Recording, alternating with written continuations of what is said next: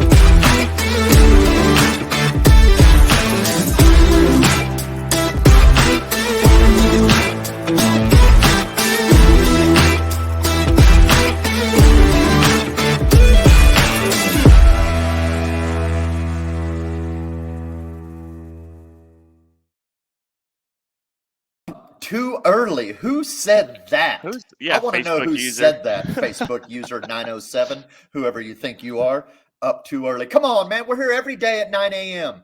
Every day, Wednesday. Not every day. Well, we are here every day. Wednesday, but winning on Wednesday is only on Wednesdays. But we do have a show every day. But guess what? We're live from Austin, Texas. It's winning on Wednesday. We're here for you every time. As always, we got a gang-packed gangbuster show. Super excited. Sick. What's up, dude? Dude, you're looking at it, man. I'm excited that next Wednesday, we will actually be shooting in the same office. So I'm excited about that. I would say so. It's actually not my weekly win. I've got all kinds of good stuff going.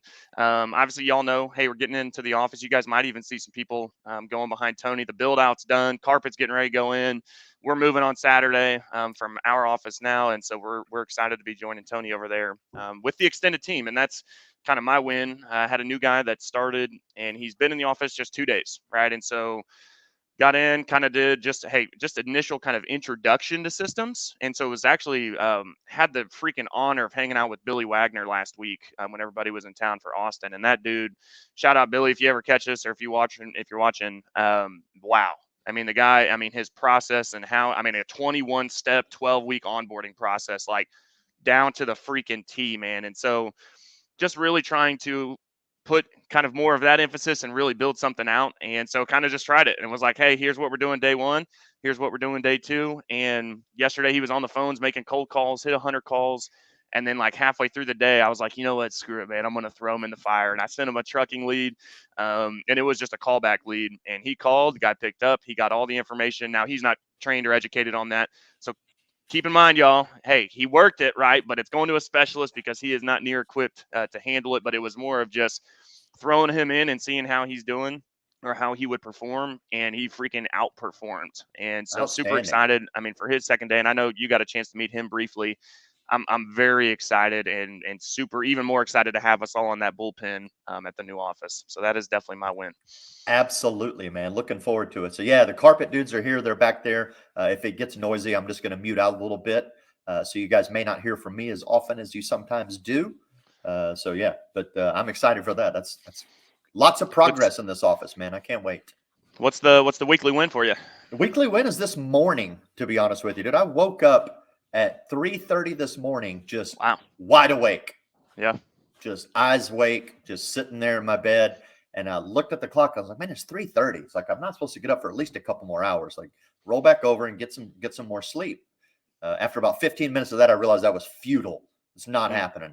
I was like, if I go back to sleep, I'm just going to wake up like that dog. I don't know if you've seen that dog meme where the two dogs are in the car and one of them's all excited. And then the other real quiet or sleepy dog lifts his head up. And then goes back to sleep. Like that would have been me if I went back to sleep. But no, jumped up, did a little bit of work on the computer, a few little administrative things, and then hit the gym, busted out about an hour and a half workout. And then now I'm here. Come on. Ready to kill it. So I've been slaying Wednesdays since 3:30 this morning. Let's come get on. it on. Let's go. I was not that early. I was like a 4:30, and I was kind of the dog where I was like, I got about another 45 minutes in me. I'm like, yeah, the 5 a.m. I don't know. Is like, do you count as the 5 a.m. club if you like you're just up incidentally, like because you had to get like go to the bathroom or I don't know if that's how 5 a.m. club works or if it's like you got to have an alarm. But Right. I was That up I'm not early, sure. and I know our guest on. I mean, he's on Washington, so he's 2 hours behind us, and I know he was already up getting after it this morning before getting on the call. And I'm super excited to have Cam on the call.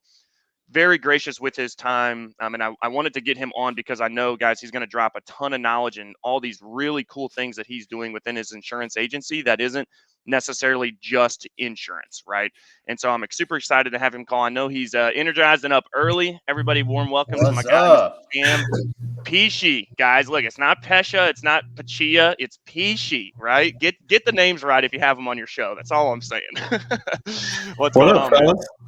Hey, thanks for having me on, man. I am excited, and I guess I was up at the same time as Tony, except my clock didn't say 3:30; it was 5:30. So I'm gonna count that though as a victory, and I guess it was a 5 a.m. club, right? There you go. Yeah, There you yeah. go. Here we are. Welcome to the party, man. Thank you for joining us. It's Well, certainly a pleasure to have you. What yeah, let's go ahead and kick it off. Like, what's your weekly win? What's cracking for you this week that you feel superstar about? yeah, I'm excited. I've got so many things I'm excited about that I feel like I'm winning at, but I'm gonna go on the theme and say I just started like really dialing in some workout routines, doing 2 a days, gallon of water. Like basically it's like 75 hard, but like I'm just doing it. And so I just been smashing that this last month. And so getting up every day, it contrary to where you guys are at, it's like 10 degrees outside here and snowing and ice. So I'm outside. I was just cranking it out outside Come and on. freezing temperatures, just rocking to my headphones and just thinking like nobody else is out here but me. So I'm gonna count that as my win. I got business wins and stuff, but for that, Yeah. that's what I'm gonna go That's with. good. Hey, what are you doing when nobody else is watching, right? I love that you That's led with right. that, right? Ain't nobody else out here, so are you still gonna go, or you just say that you did because ain't nobody else out there, and they're not gonna be able to see if you did it or not. So that's freaking awesome, man. Well, again, thank you for hopping on. I know that we had spent some time last week just talking shop, and I love everything that you've got going. And before we get into that, take us back, kind of give us a 30,000 foot overview of who is Cam, but then um, take lead from that into what was your first job, and then how the hell did you translate from the first job into insurance and everything you're doing now? Oh, I love that question, and you're gonna make me think at 7 a.m. my time. Whoever said it was too early, I'm pretty sure you're not on 7 a.m. time. Um, so we'll go with that.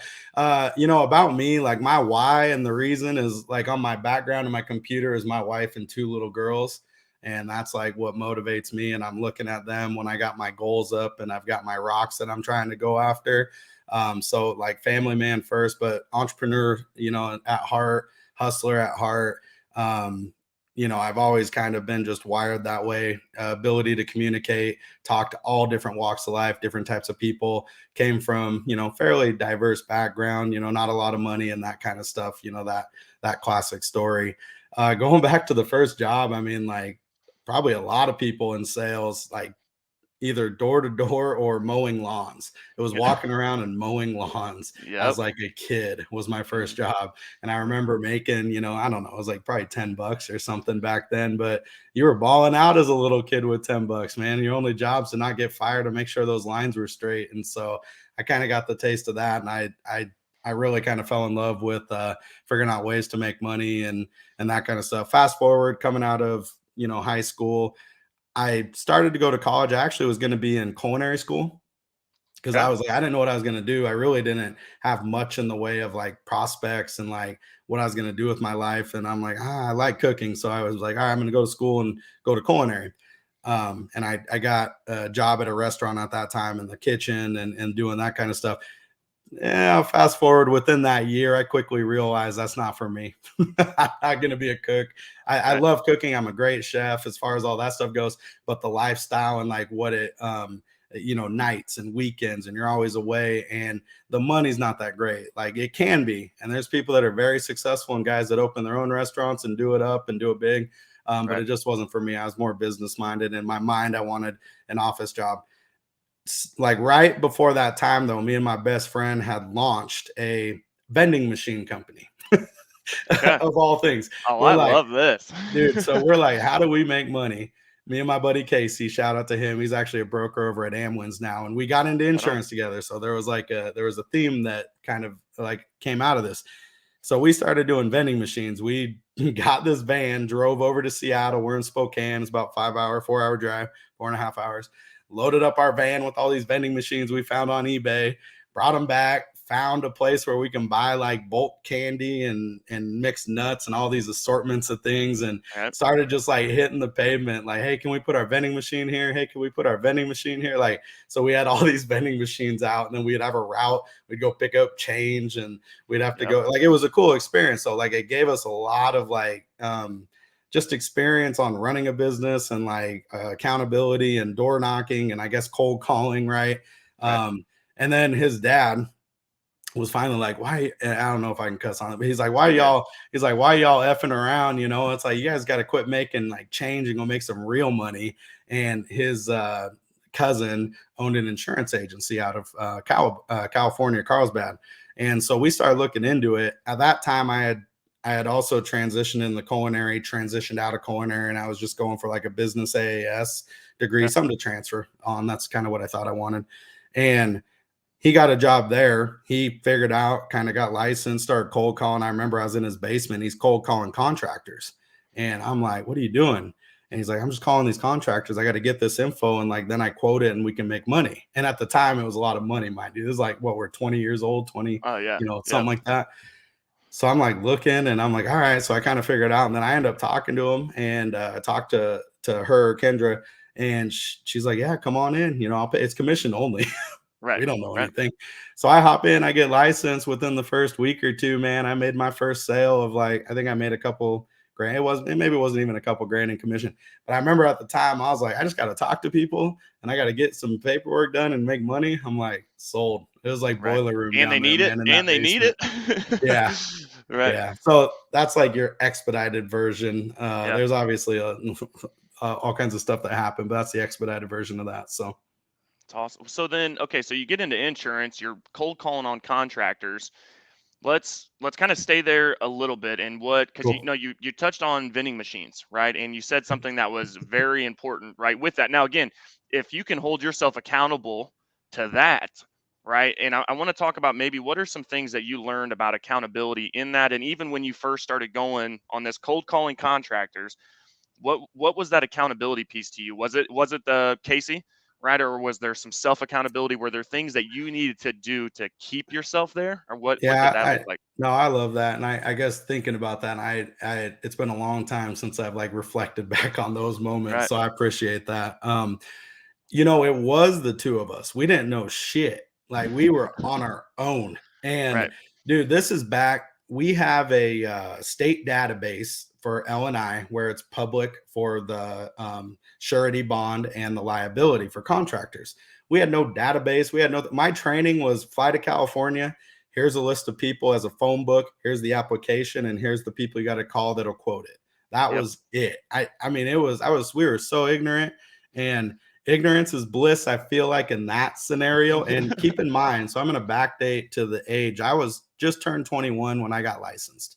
I started when I was 20 and like licensed when I was 21.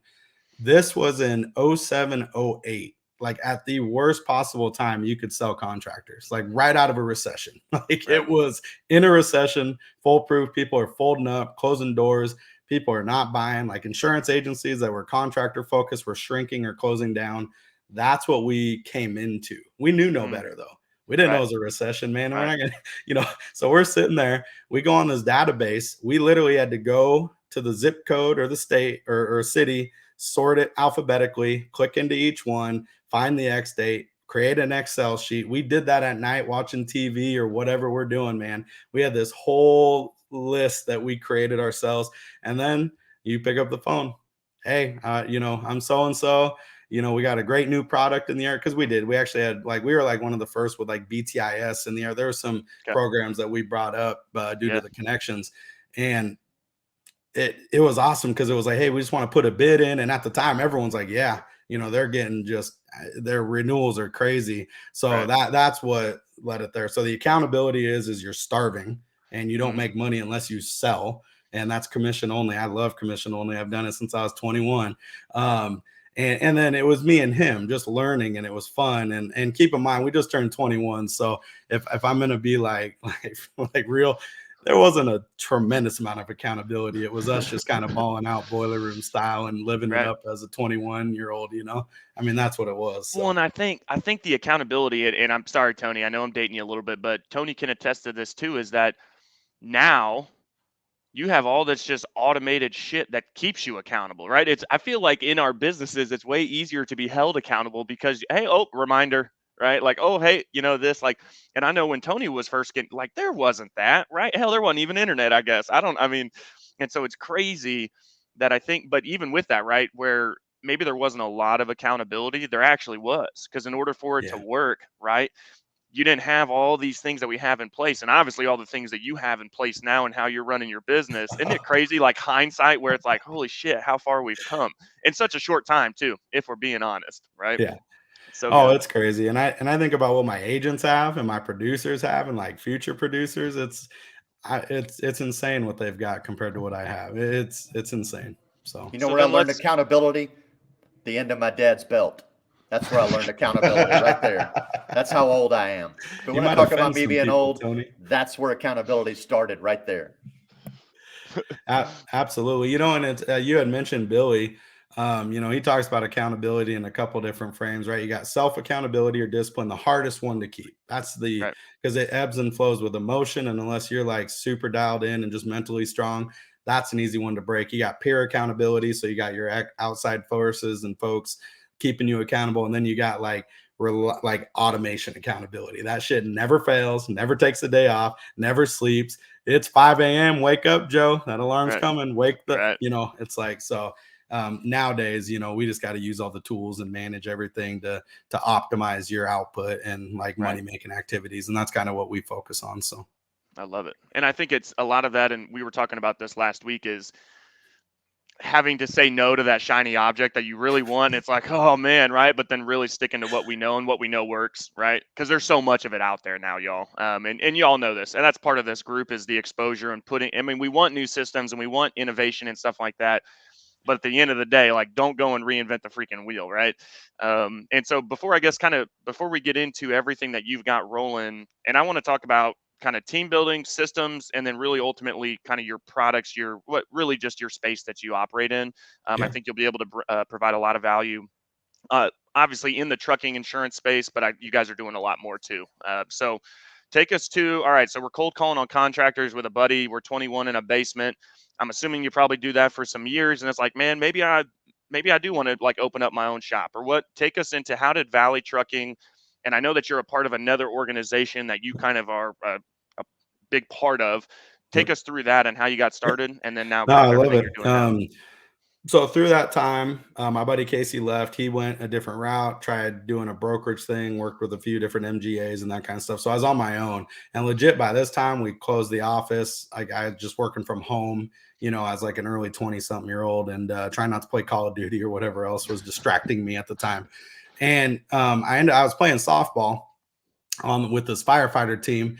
And one of the guys there, we were up one night, like having some drinks and hanging out. And, he's like, hey, what do you do? Because I wasn't a firefighter. They're all firefighters, but I wasn't. Right. And I got family, and like I'm tied in with them, like all my family's firefighters. And so he basically, like, we were chatting, and I go, oh, I sell insurance. I do commercial insurance, and this is what I do. And, I own it. Like I'm proud of it. And he's like, my wife owns an agency. And, I really think you should meet with her, have lunch. And I'm not one to ever turn down lunch or an opportunity, like to listen to somebody. Right. So we went out, we were chatting, and she basically, and at the time I was seeking some mentorship, some guidance. For keep in mind, I'm on my own, not knowing anything. I'm learning more, and I'm kind of learning as I go off mistakes and that kind of stuff, but not formally. I didn't have great education. I didn't have access to all these carriers to write outside of my niche, because we did trucking and transportation then as well. There's contractors and trucking, like that's what it was.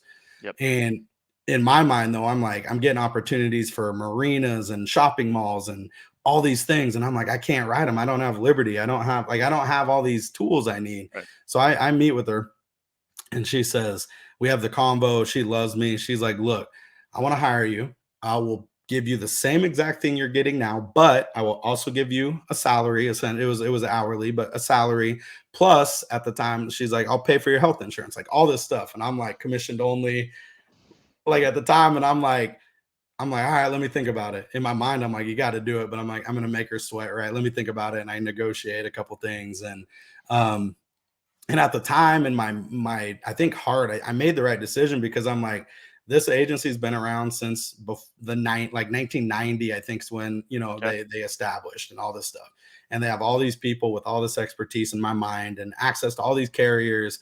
And it wasn't very big. It was actually a group of agents that got together as like an expense umbrella, formed an S corp, and they're all just sharing expenses.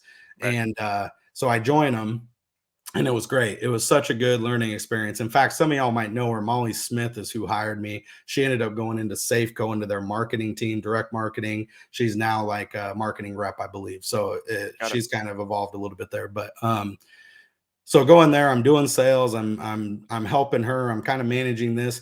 But what the beauty was is I was in there day and night. She's working late, doing like commission reconciliation, bank reconciliation, like P&Ls, all this kind of stuff. And I'm super interested. And I'm like, hey, show me. Like, I just want to like show me, like Good. show me how it works. Show me commissions. Show me like. So I'm in there like I'm supposed to be selling and doing stuff, but I'm getting like an education on business at that point, legit how to run a business. And so super valuable. And so I spent all my time there learning personal lines, learning other lines of commercial, other lines of business, life and health. I ended up getting life and health license at that time, doing the health insurance, like all kinds of stuff, which Right.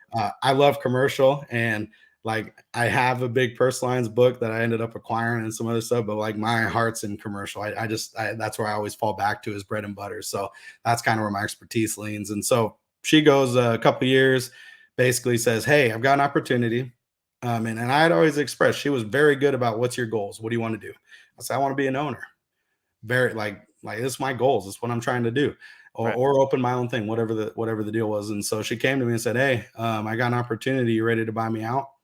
And it was like, when? She's like now. I'm like, Yesterday. what? So I'm like trying to figure out how to come up with like some scratch to buy a book and buy into like a partnership. Like, so Right. anyways, it ends up working out. I got connections. I figure it out. We get it all inked up, get the deal done. And at the time I had options to start my own, move the book, go elsewhere, stay put, ended up staying put and becoming a partner in that firm. And so been with them. I joined that. I started with them in 2010, and within 5 years became a partner. Okay. Is pretty much like the fast track to that. Love it. So, and they were primarily P&C personal lines. So like, and to So get then us you where we're probably at came now. in and built Yes. out that whole. Yep. Okay. Yes. Our personal lines book inside of the house, like people are like kind of shocked to find out it outperformed, not on a sales, maybe like now, but like as an overall volume play, our personal line side of the house is bigger than our commercial at the moment. Wow. But we got a pretty decent personal lines book because they've been Yeah. around for so long. So I was gonna say, if y'all know any of Cam's numbers, you know that personal lines book must be badass because Cam sells a lot. Yeah. I want to real quick because I think this has kind of been a theme and what you've been talking about, and I talk about this a lot. Johnny Nitafan, this one's for you, right? Because it ain't about it's not always about what you know, but about who, right? And your network is your net worth. And it seems like to me you've had these influential people that have now. Again, here's the biggest difference, y'all. It wasn't where Molly, goes and makes Cam come in and learn all this, right? There's this it's not reciprocal is not the right word, but I just mutual, I guess, kind of meeting in the middle where it was, hey, maybe you have somebody that's in your network that might be willing to freaking show you the world, right? But you have to go and ask them to show you, like, hey, like walking in and said, hey, I know this is kind of, but show me, right? And seek it out. Me and Tony talk about that a lot. Is I feel like a lot of people miss the boat, right? Or they're just behind because they're scared almost to seek it out, right? Or to, and what were we just saying, Tony? It don't ever hurt to ask. I mean, Don't have shoot. to ask. All they can say is no. I mean, the squeaky wheel gets the grease, right? Right. I love that. I love that, man. So I wanted to kind of highlight that on that. That is a big thing for me. is it's not always about what you know, man, but about who. And then when you can pair that together with the what with the who, I mean, it's freaking unstoppable. So then take us through that. Take us through kind of what you're doing now. And I Yeah. do want to spend some time on how you are bringing on talent and what that looks like. Again, y'all, Yeah. Cam's in the commercial space, definitely heavy in the transportation trucking space, but then there's so much more to it that complements the insurance. So maybe I guess let's talk about your Yeah. model now and Yeah. then how you're basically supporting and facilitating that model. Yep. And I think you bring up a good point. And I tell this to my producers too when we're doing the training. It's not about the resources you have, but how resourceful you are with what you've got. Right. Mm, And I think yeah, that's a big one that I try to do. And here's what I learned, just like a quick tip for folks: successful people want to help you. They want you to succeed. They want you to like be, just ask. As these guys say, you got to ask. They don't know if you don't ask. And so many people are willing to help. I mentor so many people because like I didn't get here without help. And right. there's so many more people that have helped that deserve to be mentioned. But so our current setup is we've got a parent corporation, which I'm a partner of. We just retired out one guy. There's 3 of us total. Um, you got a personal lines division and like a general agency that has life and health and some Medicare. Not much. I'm not Tony, but like we got a little bit, and then some just miscellaneous commercial. And then quite a few years ago, I had an opportunity to come into trucking a lot heavier than I had in the past, and I acquired a book and some other stuff. And at the time, it was like a perfect time thing for me to give my focus and attention to something. I'm like you, like squirrel, like shiny thing, like all right, cool. And like you do these conferences and shit, and it's like I got books full of notes of stuff I was supposed to do like 5 years ago. I ain't even not, Right. it's way too Right. much. I'm now to the point of nope. Like halt everything. We're gonna go to the basics and we're gonna fine tune and fix and tweak and perfect everything I got control over, because all these things and automation expose your weakness real quick. Right. And that happened to us. Like leads, you can get thousands of leads, but if you don't got the process, the systems, and the people to do it, it makes you look real bad real quick. So there's a lot of things to, I think, consider when you scale and grow, or a lot of these younger agents and newer agents, or folks that are just like in that phase, they want to be big and they want to do all this stuff, but it's like there's a lot of headache that come with it that take you out of what you're good at. Like if you're sales and you love sales, be prepared to not do that and go into leadership and accountability and all these other things that are not that fun, and or Right. they might be to you, but just something to consider. So we launched that. And when I said I was going to do it, I'm like, I'm going to do it.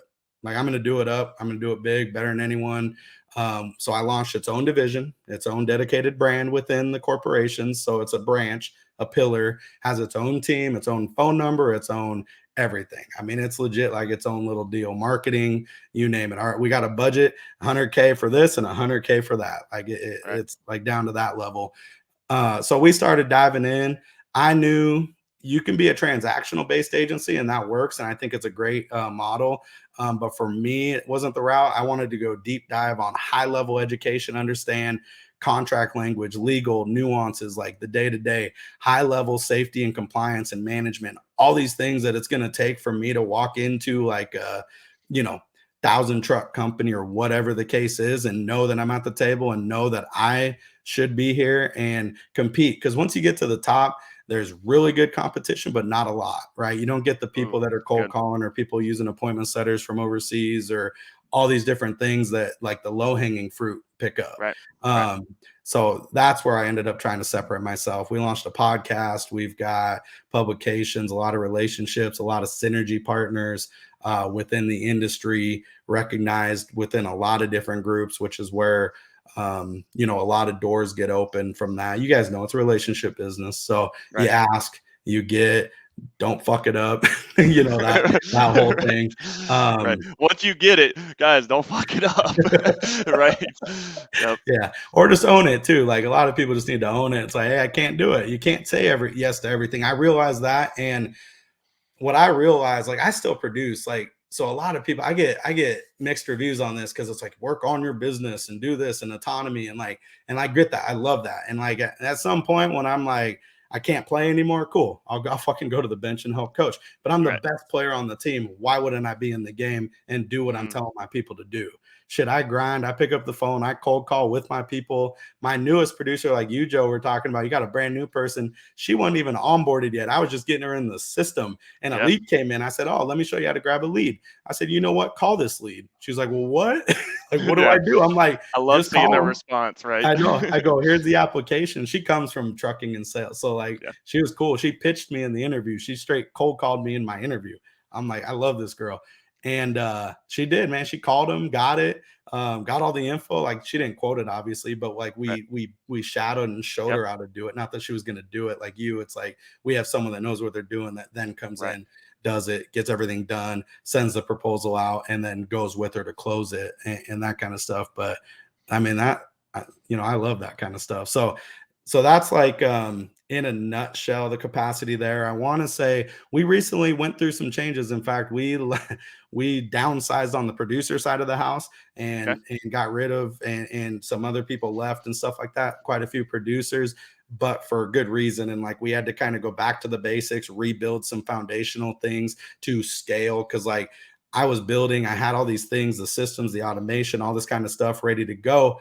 What ended up happening though is like, oh shit, we got 1,000 trucking leads and we got this and we got that. Now we got retention issues, service issues, like holy shit, agency bill, all these things that people think they want because it's big premium and all this shit. We don't chase it for the money. I promise that. I do sales and I'm in this business for residual relations and money, but there's a difference. We love what we do and we're passionate and committed to it.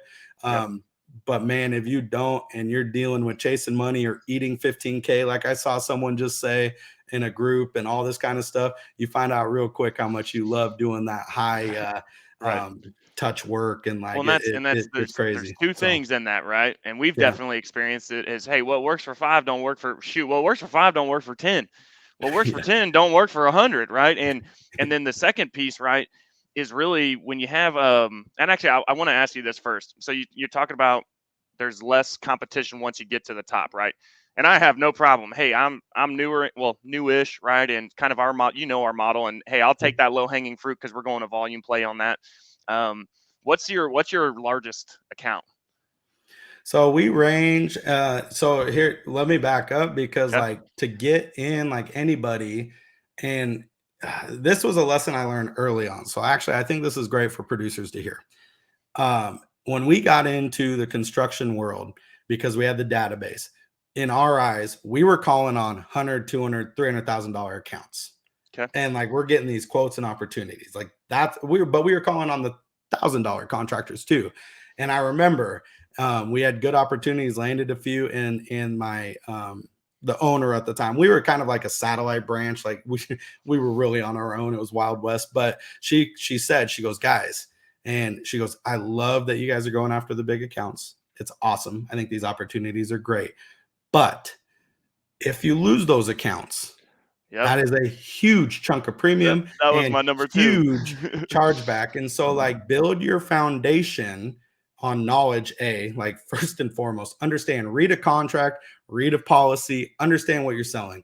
But second, those small accounts, like build your foundation with pebbles. That way, if a pebble falls out, a few pebbles fall out, your shit don't crumble, right, and fall down. So I just kind of want to go back to that. We have a huge, huge, it's all relative. I know people that are with juggernauts, but we have a lot of non-fleet accounts. We built a lot of stuff around the non-fleet world into the fleet world and kind of I'm starting to now trying to get into the captive world on some of these things.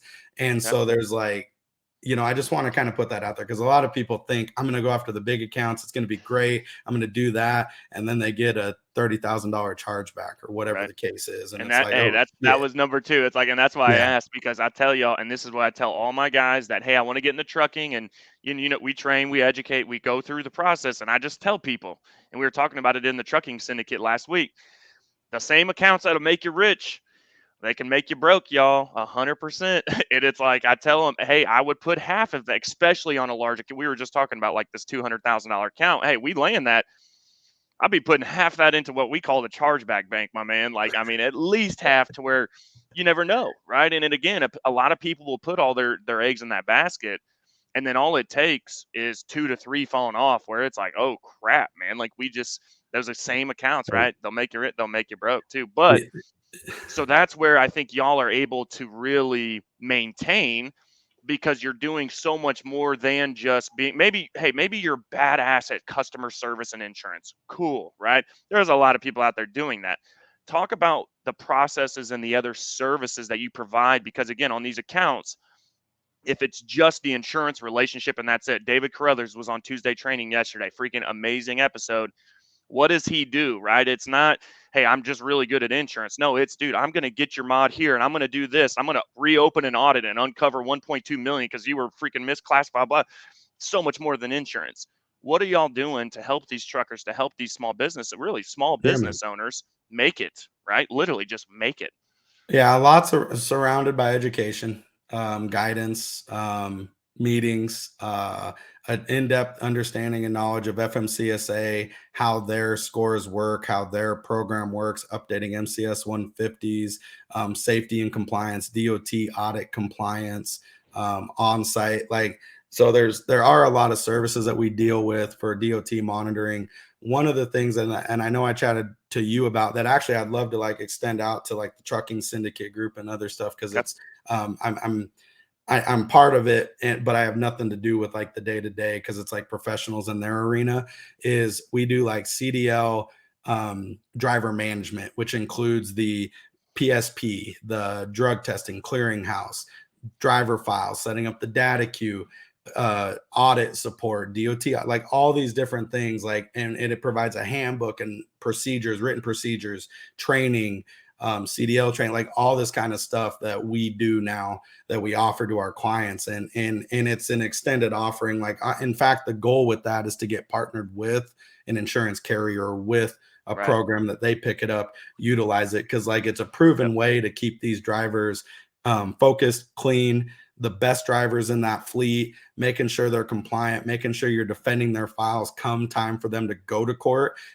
We know that our companies are better prepared to defend versus a nuclear verdict than somebody else, right? Because if you're just operating at FMCSA standards, good luck. You're going to get the shit suit out of you when something happens. So there's a lot there, but like on like the quick bullet points, like probably for something like this, that touches a lot of it. Right. And well, and y'all, I hope you hear this, right? Because again, the end goal is, man, if a carrier, well, why would the carrier pick that up? Well, what is their number one thing, right? Hell, if you're in personal lines, you're definitely feeling this right now, especially if you're in Texas, or there's a lot of other hot states, we'll call them, but it's profitability. At the end of the day, right? Like, these companies need to be profitable. So you think it would probably make sense. And that's, Jerry Conwell was just talking about it last week in Trucking Syndicate. And this is happening on the personal line side too. Telematics are coming, y'all. They're already here, but I guarantee you there ain't going to be give it a couple years, there ain't going to be a single freaking car out there that don't have telematics, because it's that data is so important for carriers, again, for the actuaries. And I know there's a lot of moving pieces on that, but it does help. And I know it's a pain in the ass for your drivers, right? Or like anybody that writes Cover Whale, which we all have our own opinions on Cover Whale, right? The camera, the dashboard cams and all that stuff. But y'all, it does make them better drivers. It really, I don't care if it's a pain in your ass. Hey, would you rather have that camera in your freaking dashboard and help maybe prevent yourself from doing something that is going to get you sued for over $1 million? You know, especially in the trucking space. Definitely a little bit different on the personal line side, but trucking, over man. $1 million. Yeah, way over, right? It's probably a minimum at least, right? It's Yeah, gonna you're talking skyrocket. 10 to 20 million dollars. You pile up 4 or 5 cars, or the things you read, those horrific things you see. People want to do transportation and trucking insurance. I see people wanting to do fuel haulers and stuff. Wait till y'all go through some claims that are legit, and you have to really test your knowledge, right?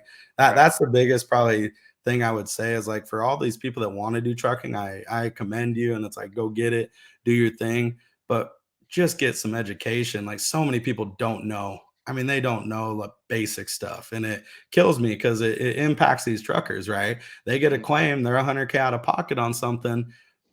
They might have to shut their doors because the agent just didn't know a basic function.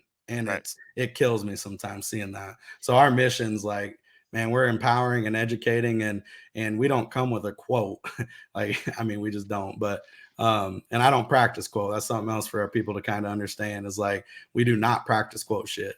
And we try to like make sure they're a good fit.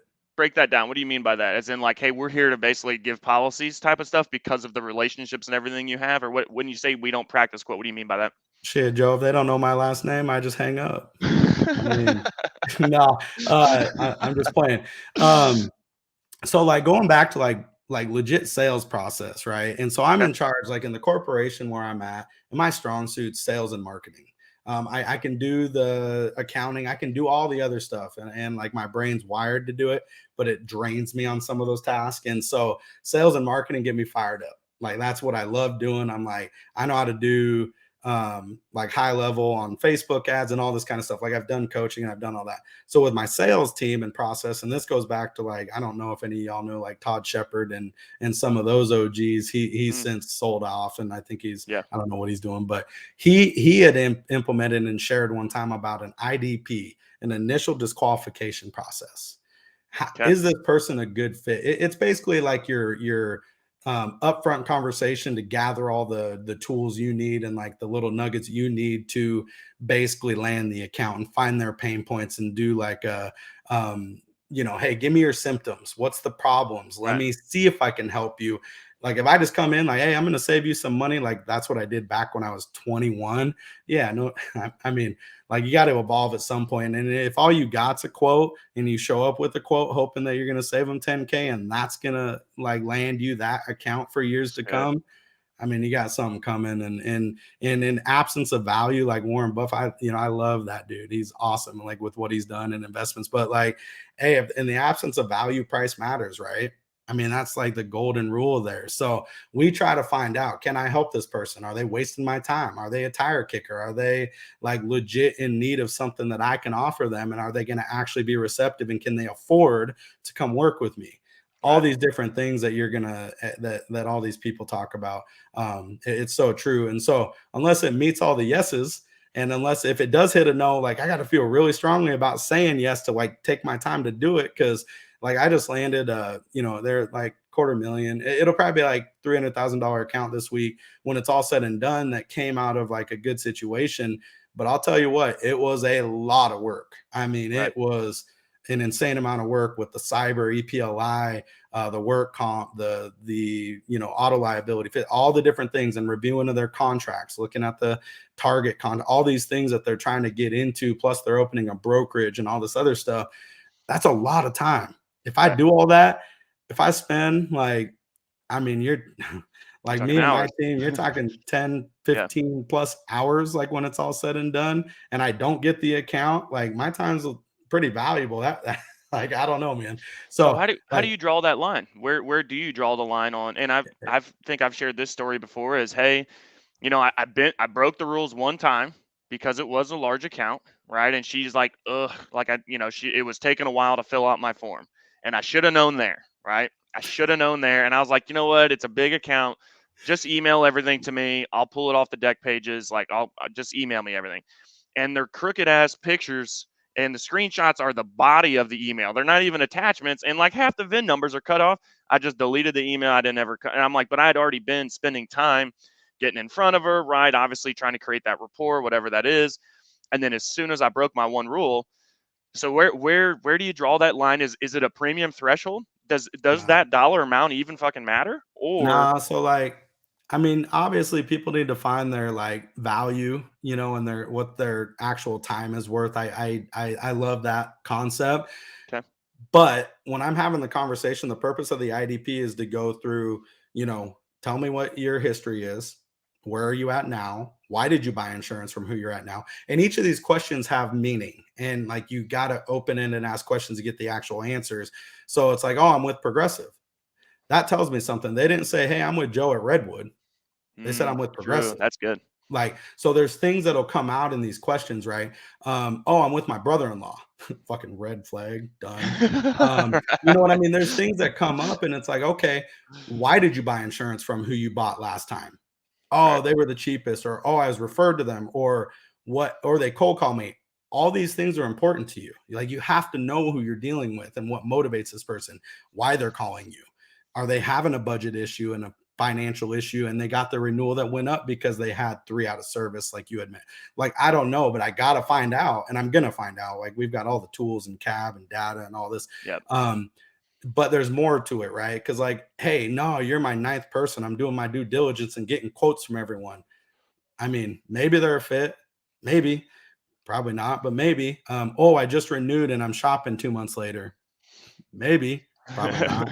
Like, Yeah. so there's all these things that come up through the series of questions that we go to. You get an overall feeling. It starts before that, though. So, like, with my producers, you got to do a business plan. You come with a business plan on your ideal client, your target income, your perfect life. Like, what do you want to do? Then we go with goals and goal setting and planning. So then we'll go into the goal processing phase. And then you can do like a roundtable approach. Like, hey, I got 10 chairs. 9 of them are full. There's 1 empty one. Does that client deserve a seat with my 10 best clients? Because I'm taking away time from the other ones doing this right now. So if they don't meet those metrics or thresholds or whatever, it's not a premium. Because if I'm working with you, and in fact, one of the guys told me this. He's like, he's like, hey, I need you to really do a deal, man. We're going to be big, and like, we're going to get to 20 trucks this year and all this stuff. I said, dude, I don't care if you have 2 trucks or 20. You're getting me at the same level. It's not about that. It's not about the money. It's not about anything to do with that. We do just fine. I've been doing this a long time. Like we're all right. So it comes down to, can I help you? Will they be receptive? Do they fit my ideal client? When you come up with your business plan or your goals and that round table approach, is it your ideal client? You have to define that. You can't do trucking one day, come to me and say, I want to ride a jump house the next day, and say, I want to do this the next day. Christmas I don't light. care if you do it. It's great for me because we come in and we cut it up, and like, it's very easy to ask. We'll never talk shit about anybody, any agent or anything, but I will give them questions to ask that's going to make that other person be like, shit, they don't know what they're talking about, or shit, I don't know why I don't have that coverage. And like, the best thing is like the client will be like, well, I didn't tell him I needed that coverage. I go, that's a problem. That's a big problem. Your agent didn't uncover and ask or like do their job essentially to find out what your needs were and advise you and help you. You're not an insurance professional. I'm like, so there's so many, and this comes in like the way of like conversations and having like confidence in yourself and knowing that you know the answer or got resources, and it's a lot of time. Remember, I've done this since I was 21, man. So there's evolutions there. I used to call, let me bid your insurance, let me get you the cheapest quote. What do I need to be at? Like, all right, cool. I come back, hey, I saved you $2,000, and they still don't buy. Like, why? Like, why wouldn't they buy? I just saved the money. Value. And then your mind's blown. The big thing too on those big accounts like you were talking about, you'll see how mentally tough your producers are when they go through those swings. They start losing or going through a stretch where they just lost $2 million in 2 months. You're gonna see real quick how tough they are, because you get some negative chargeback months. And I've had producers go into Christmas legit negative. Right. And it's like, sorry, bro. How are they going to bounce back? How are they going to bounce back though? Right. And can they?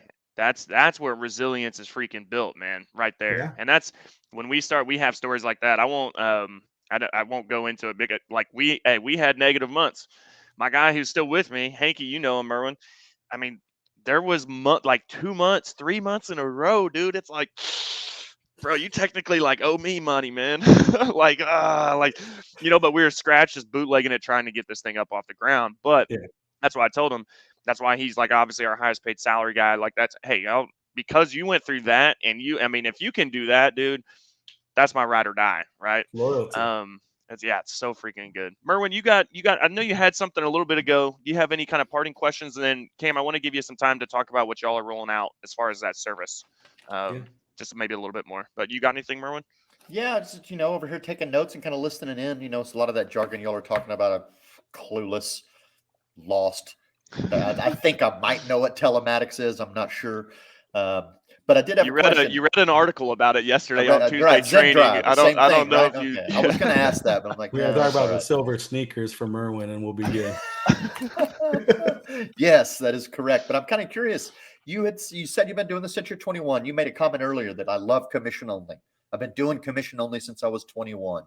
Where did you get your first taste that made you love commission only?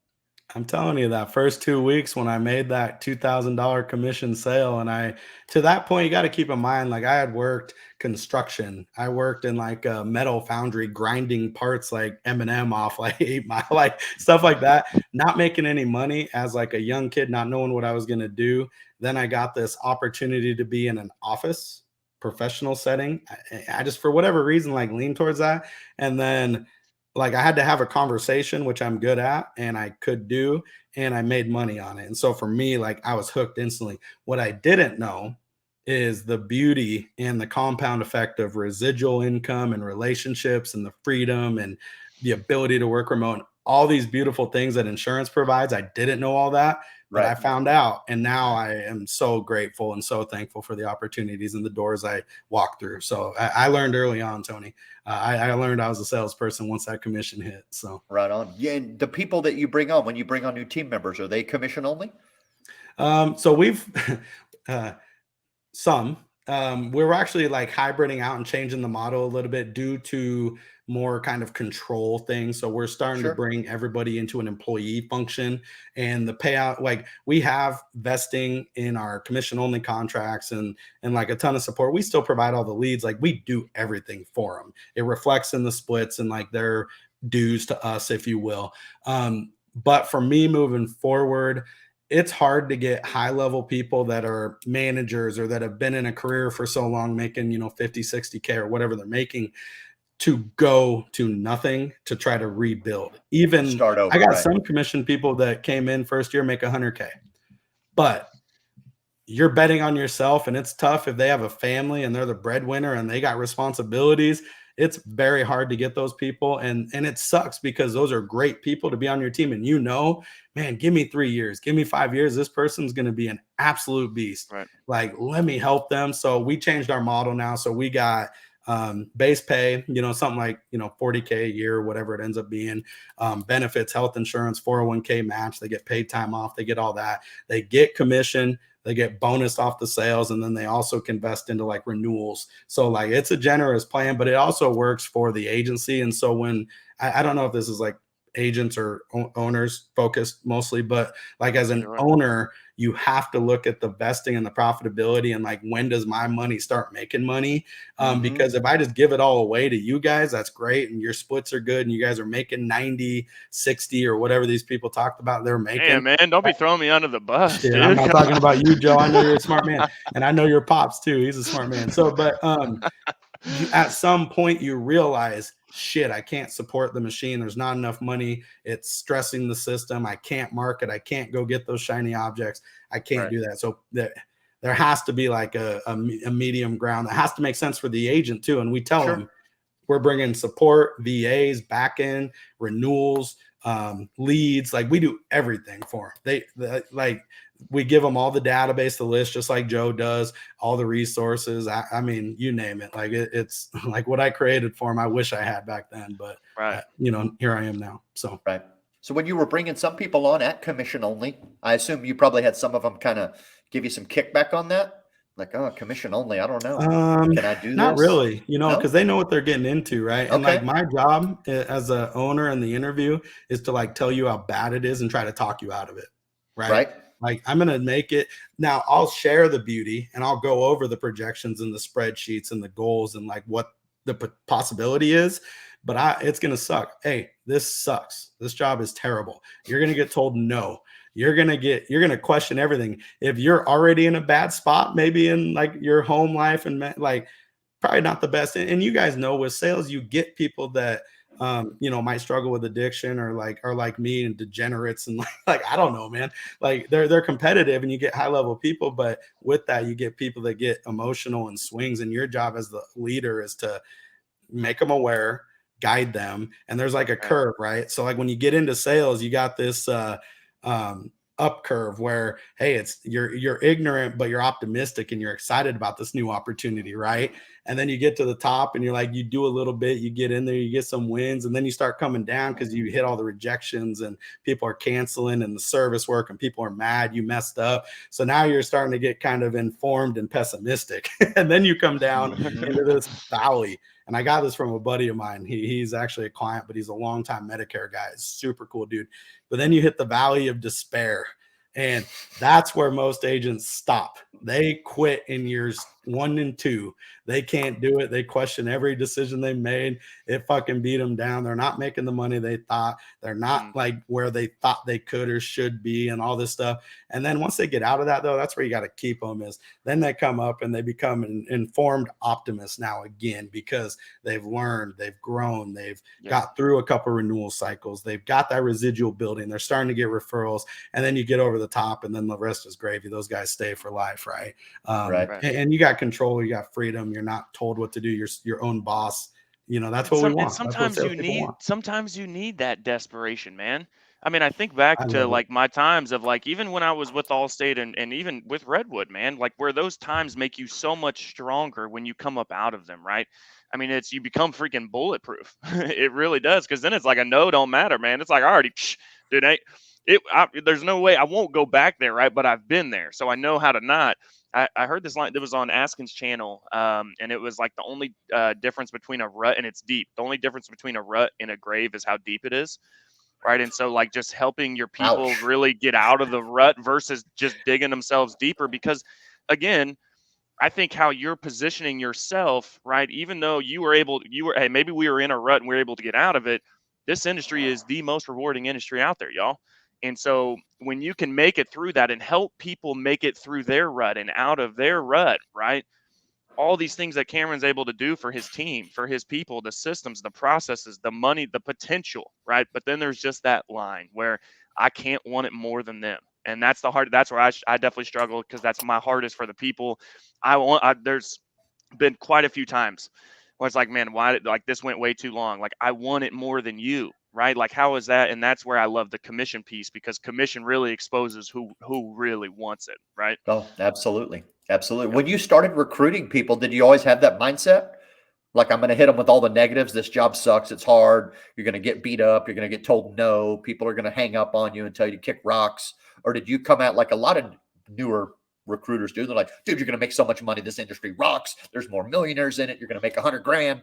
Like, did you learn that the hard way? You know, I think I can only share my experiences, and I am so much of an optimist and happy, like, let's get it. And like the obstacle is the way. Like I view something negative and it's like, how do I figure out how to make it benefit me? So it's really easy to go lean towards that. But what I know for retention and for like setting someone up and their mindset up, and like they got to get buy-in from their spouse or whatever, I can't give them this thing where, hey, you're making 100K the first year, you're going to make this, you're going to be based out at 450 and 5, like you're going to retire, you're going to live this life where you do whatever you want. I can't do that, because that's great. And I want them to do it themselves. That's what the purpose of the business plan is and all this kind of stuff. But I can't do that for them, because it's almost, I'm saying what I know can be done and what I know they can do and what I can do, but they got to do it themselves. And they got to learn that for themselves. Yeah.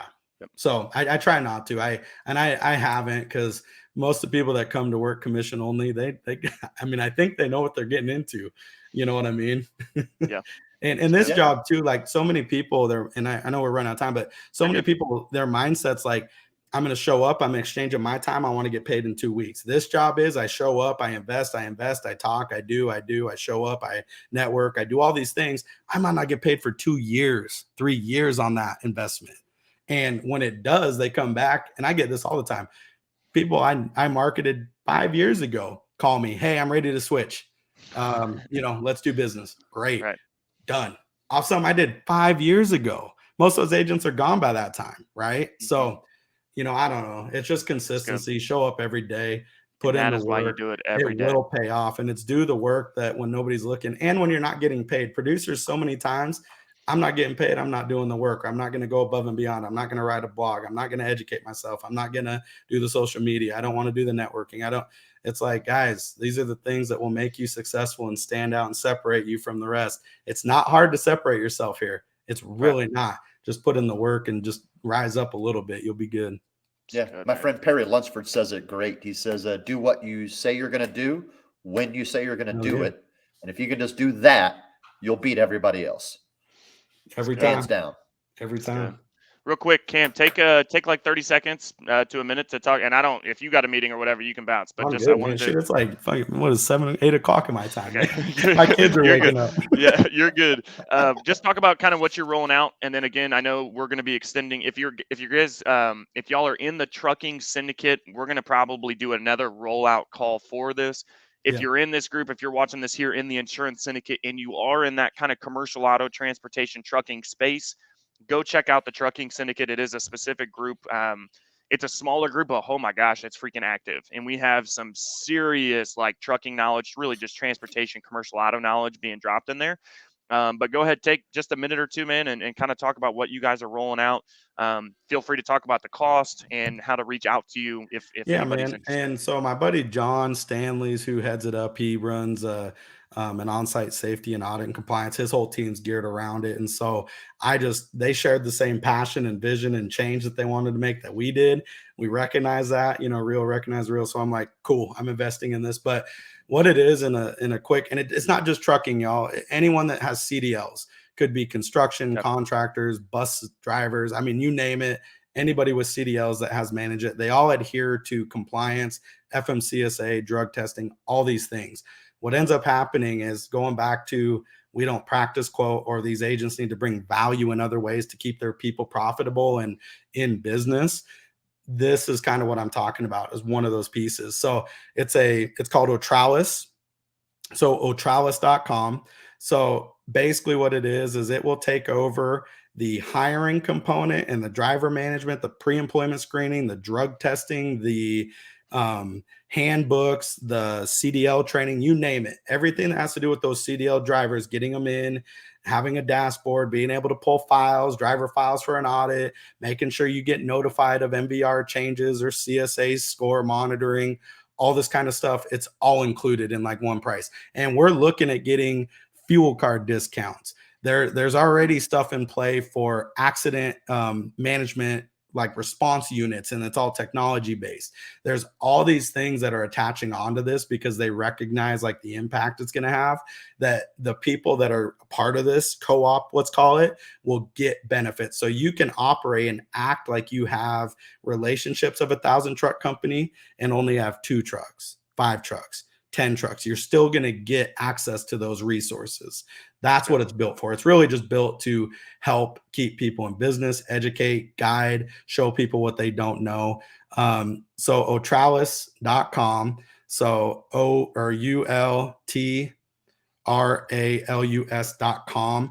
And then if you go in there, you can like learn more. There's a new website coming out for it right now. It's kind of a landing page. It's not final product. So it's in development to get like really nice user interface and interactive and stuff. But yeah, we'll roll it out. I want to say it's like, $155 sign-in cost, like for the initial upfront, and then $50 per month per truck is what the ongoing cost. But you take that and say, let's say we had 10 trucks. What would it cost to have someone manage all that and do the HR and the oversight and the on-site compliance and stuff? You're talking 50, 60K. This is less than 10K. You're talking $6,000 or whatever. It's not much. And it takes that hat off that owner and it puts it on us. So you're just there as a controller with a push of a button, and you get what you need to know.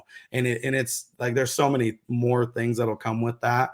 And Joe, we'll work out a discount for the group when we formalize it and roll it out. So, and I'll put a link to the podcast if it's cool that we rolled out for that one. Absolutely. Just so people can kind of listen, understand, and I'm not the head, I'm not the face, I don't deal with this. I just believed in it, so like I put my money where my mouth is, and my belief was, and so that's my extent of that. But I'll let the guys that like are the professionals and experts in that arena set up the call, set up the time to talk.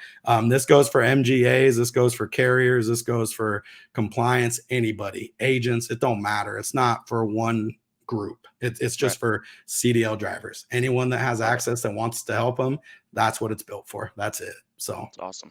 It's awesome. Yeah, man. I appreciate that. Put your money where your mouth is, y'all. I freaking love it, dude. Thank you for taking the time to hop on. Again, I know it was early, but hey, you were up getting after it already, man. So really, really appreciate you taking the time. Yeah, I buddy. always love talking to you, dude. I think you're just so down to earth and real. And it's like, and when you're doing that, and you're really ultimately just trying to freaking give back to an industry that has changed our lives, for the better Yep. forever, right? In our kids' lives and their kids' lives. Man, you'll find nothing but winning and success. So thank you so much for taking the time, man. I No, I appreciate it. appreciate you guys and what you guys are doing and the impact that you and Tony are doing winning on Wednesdays. And you guys are up every day winning. It's not one day. So no, I appreciate everything y'all do because I mean the mentorship and guidance, 15 years ago, it wasn't there. You go Right. ask an agent down the street what they're doing. Shit, that shit's like locked up and evolved. They don't want to, it's like, man, what you eat doesn't make me shit, bro. Like we're all out here. I don't think about you when I wake up in the morning. Nothing you do impacts my day ever. Like I'm just like, why aren't we all trying to get better? We're independent agents. Let's Absolutely. get fucking better. Absolutely. So, I don't know. You heard that passion, y'all. Yeah, man. Thank you for coming on, man. Thank you guys for tuning in. It's been another jam-packed winning on Wednesday. Check out the Trucking Syndicate if you're out there in the trucking space because they're doing a lot of stuff out there. We got a discount coming out for you for Ortralis. Thank you, Cam, for that. So stay tuned. And as always, it's Wednesday. Now's the time to put it into overdrive and finish the week strong. Let's go. Thank you all so much for tuning It's in. It's the peak of the week, y'all. Right? Yeah. Let's implement some self accountability. Let's get what we need to get done when nobody else is freaking looking at it or looking at us, right? And let's get out there and freaking win. Appreciate y'all. Thank you again, Cam, Mr. Merwin. We'll see y'all later. Have a good one.